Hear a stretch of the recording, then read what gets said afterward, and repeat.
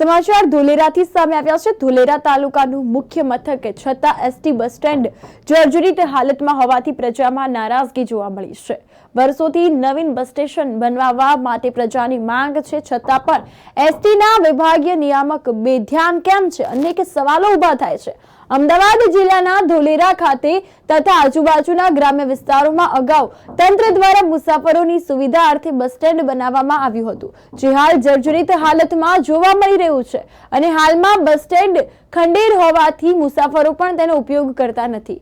આ બસ સ્ટેન્ડની અંદર ભારે ગંદકી તથા આજુબાજુમાં ગાંડા બાવળાનું સામ્રાજ્ય જોવા મળ્યું છે, તો વહેલી તકે મરામત કરાવી ખૂબ જરૂરી હોય અને પ્રજાને ઉપયોગી થઈ પડે તેમ, જેથી વહેલી તકે તંત્ર દ્વારા આ સમસ્યાનું નિરાકરણ લાવવામાં આવે તેવી માંગ ઉઠવા પામી છે।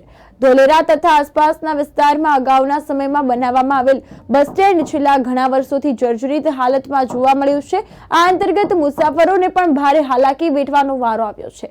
બસમાં મુસાફરી કરતા મુસાફરો માટે સુવિધાના ભાગરૂપે તંત્ર દ્વારા બનાવવામાં આવેલા બસ સ્ટેન્ડ જે છે તે છેલ્લા ઘણા વર્ષોથી જર્જરિત હાલતમાં છે। ચોમાસા તથા ઉનાળામાં મુસાફરોને રાહત મળે અને મુસાફરી અર્થે બસની રાહ જોઈને બેસવું પડે તે અર્થે આ એક ઉપયોગી જગ્યા છે, પરંતુ જે જર્જરિત બનતા પ્રજાને ભારે હાલાકી વેઠવાનો વારો આવ્યો છે।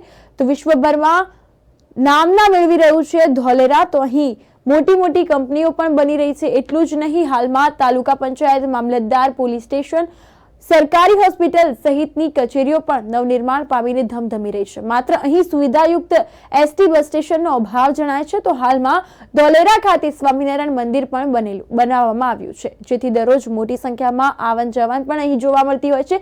રાજ્ય સરકાર દ્વારા પ્રજાની સુવિધા અર્થે આંધળો ખર્ચ કરે છે, પરંતુ એસટી તંત્રના જવાબદાર અધિકારી વિભાગીય નિયામકના પેટનું પાણી કેમ નથી હલતું? અનેક પ્રશ્નો પ્રજાજનોમાં સેવાઈ રહ્યા છે। તો આ બાબતે તંત્ર દ્વારા વહેલી તકે નિરાકરણ લાવવામાં આવે તેવી માંગ ઉઠવા પામી છે।